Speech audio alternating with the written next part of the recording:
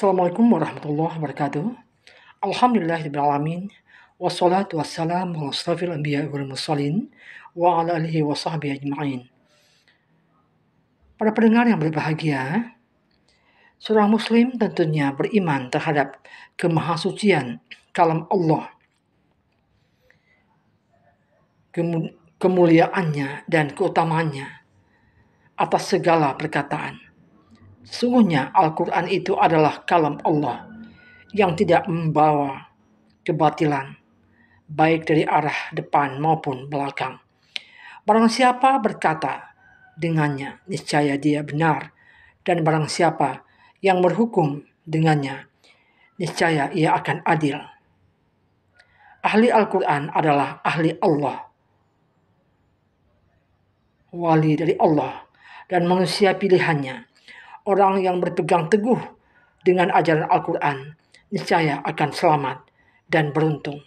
Sedangkan orang yang berpaling darinya niscaya akan binasa dan rugi. Para pendengar, kemahasucian dan kemuliaan Al-Quran akan bertambah dengan riwayat hadis yang berasal dari manusia yang mana Al-Quran diturunkan kepadanya, yang diberikan wahyu kepadanya, makhluk pilihan dan penghulu kita, yakni Nabi Muhammad SAW, yang menerangkan tentang keutamaannya, seperti sabda beliau, bacalah Al-Quran, karena sesungguhnya ia nanti pada hari kiamat akan datang sebagai pemberi syafaat kepada ahlinya atau penghafalnya.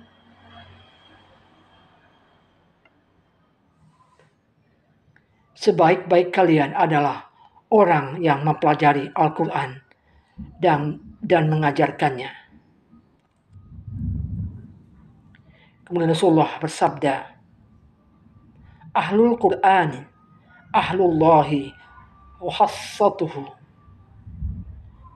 Ahli Al-Quran adalah orang yang dekat dengan Allah dan orang-orang kepercayaannya. Dan beliau juga bersabda, sesungguhnya hati itu bisa berkarat sebagaimana layaknya besi bisa berkarat. Ditanyakan kepada beliau, wahai Rasulullah, bagaimana caranya menjadikannya mengkilau lagi?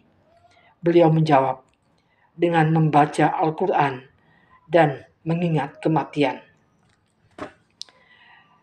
Para pendengar, suatu ketika salah seorang musuh bebuyutan datang kepada Rasulullah. Ia berkata, hai Muhammad, bacakanlah kepadaku Al-Quran. Kemudian beliau membacanya. A'udzu billahi minasy syaithanir rajim. Bismillahirrahmanirrahim.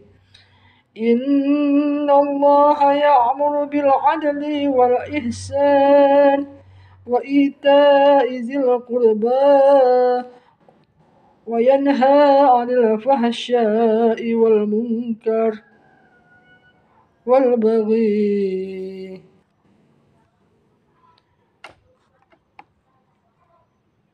Sadaqallahul azim.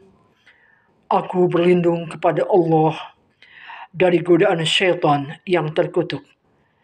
Dengan nama Allah yang Maha Pengasih, Maha Penyayang. Sesungguhnya Allah memerintahkan kamu berlaku adil, berbuat kebaikan, memberi kepada kerabat dekat, melarang perbuatan keji, dan melarang perbuatan mungkar serta permusuhan.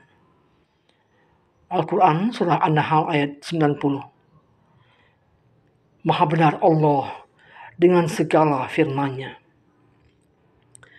Belum selesai Rasulullah membacanya, musuh tersebut meminta beliau mengulangi bacaannya karena kagum akan keagungan lafaznya, kesucian makna-maknanya, terpesona dengan kejelasannya, al-bayan, dan karena tertarik dengan kekuatan pengaruhnya.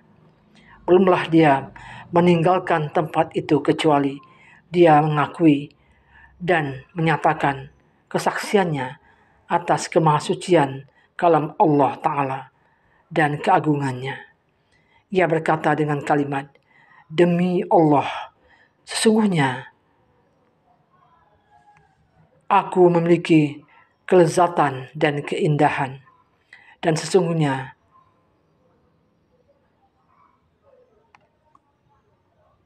bawahnya itu berdaun rindang dan atasnya berbuah lebat. Tiada seorang pun yang mampu berbicara seperti itu." Masya Allah.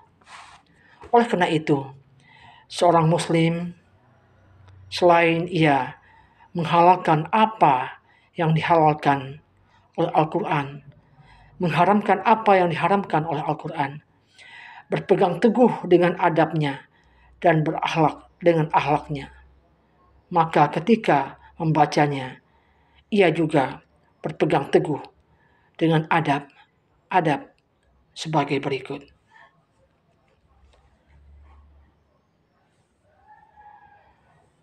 Adab dalam membaca Al-Quran. Pertama, membacanya dalam keadaan dan kondisi yang paling sempurna, yaitu suci, menghadap kiblat, duduk dengan sopan dan penuh tenang.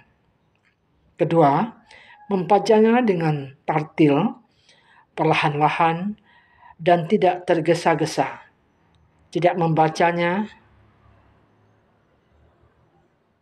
dengan menghatamkannya dalam waktu kurang dari 3 malam.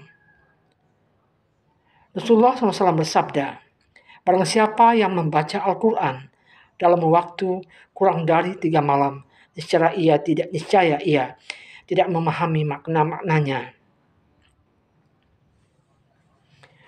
Rasul memerintahkan Abdullah bin Ams untuk menghatamkan Al-Quran dalam waktu 7 hari sekali, sebagaimana Abdullah bin Mas'ud, Utsman bin Affan,